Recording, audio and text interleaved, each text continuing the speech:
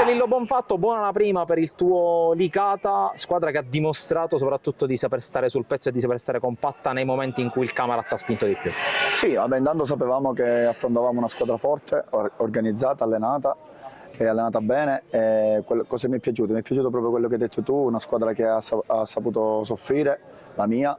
E quando poi abbiamo fatto gol siamo stati compatti, abbiamo rischiato qualche altra cosa, però mi è piaciuto proprio l'atteggiamento di determinazione, di portare via la partita intera posto in palio. Ovviamente questo è il primo tempo, ora ci sarà il secondo tempo domenica prossima. Tra l'altro, come dicevo anche all'introduzione della partita, questa gara era sia il primo giorno di scuola ma anche un esame importante per capire lo stato delle condizioni dei giocatori. Che squadra hai trovato in quella che forse è stata la prima vera partita dell'estate?